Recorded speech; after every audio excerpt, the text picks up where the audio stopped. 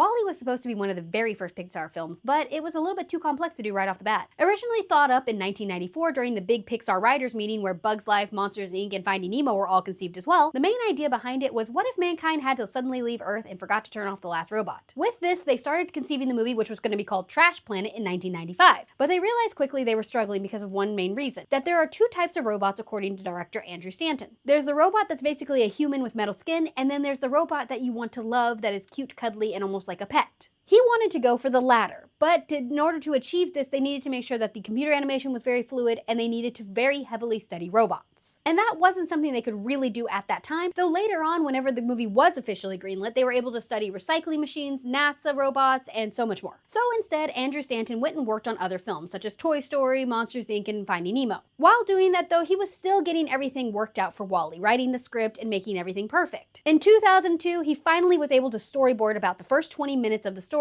presented it to John Lasseter and Steve Jobs, who was part of Pixar at that time, and they loved it and officially greenlit the film again. And like I said, this movie was complex. While the average Pixar film has 75,000 storyboards, WALL-E had 125,000. And they put a lot of time, energy, and research into this. Like I said, they did collaborate with NASA, but not only that, they went and studied the city of Chernobyl to get the city of disaster correct. They also focused extensively on the lighting, with the first act on Earth supposed to be very romantic lighting, the second act on the Axiom supposed to be very cold, and then the third act was supposed to have mixes of both. And then a lot of the ideas for the story came about relatively slowly. For example, making WALL-E a garbage worker. That came about because they wanted to make his job immediately sympathetic to the viewers, and also they wanted the world full of trash. They found it somewhat of a childish idea of disaster that wouldn't be too dark for children. Though speaking of originally dark ideas, originally WALL-E wasn't going to interact with humans at all. He was going to interact with alien-like gels. And in this version, those gels were going to be very cruel and very inhumane, and WALL-E was going to incite a robot rebellion against them. But in the end, it was going to be dramatically revealed, Planet of the Apes style, that those were the devolved remains of humans. But they decided to scrap that idea, instead looking for a more positive one where WALL-E and Eve inspire humanity, because they said there's not enough films where we see how a utopian society starts to exist. The next up on the list of complexities, the camera work.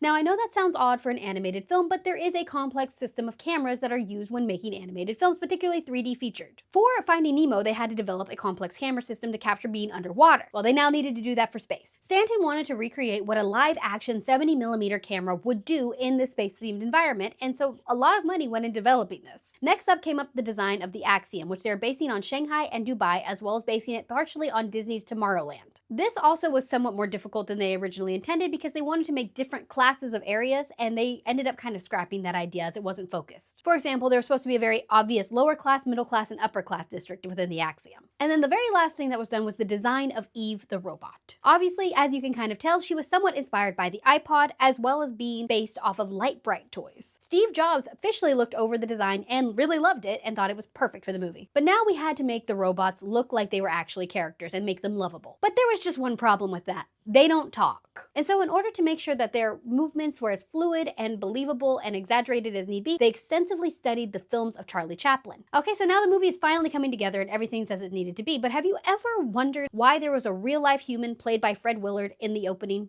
Well, there's two reasons for that. One, they wanted to show just how much humanity had devolved by showing the comparison of a real human to the humans in the movie. But the second one's a little bit funnier. You see, John Lasseter, the head of Pixar at the time, was trying to make his big move into live action. He was trying to do this by making a film that you probably haven't heard of because it's one of the biggest box office bombs of all time, called John Carter. And so they thought this would be a fun little nod and a little stepping stone to have some real live humans for the first time in Pixar Studios and have that nod in the film. Alright, so the film comes out and it's pretty much beloved, and it's often considered one of Pixar's best films, and it became the second Pixar film to be entered in the National Film Registry and only the second animated film of the 2000s to enter this. And before anyone says anything, yes, I know Incredibles was added into the registry, but that was only last year. The movie went on to make $532 million on a budget of $180 million, which is particularly impressive when you consider the fact that it was banned in China. Another very interesting thing about WALL-E is that many people didn't want to make toys for this one. In fact, most of the toy companies that had a partnership with Pixar, they were still focused entirely on selling Cars merchandise, and so they didn't want to produce any WALL-E merchandise. Other toy companies, and this might seem a little odd, but were focused on making Speed Racer merchandise. Even though the film was a financial failure at the box office, they found it sold a lot of toys, and so they wanted to keep that up. This led to extremely limited merchandise despite the fact the film is truly beloved. And in my opinion, this is one of the best environmental films that have ever come out, and if you haven't seen it, I highly recommend watching it.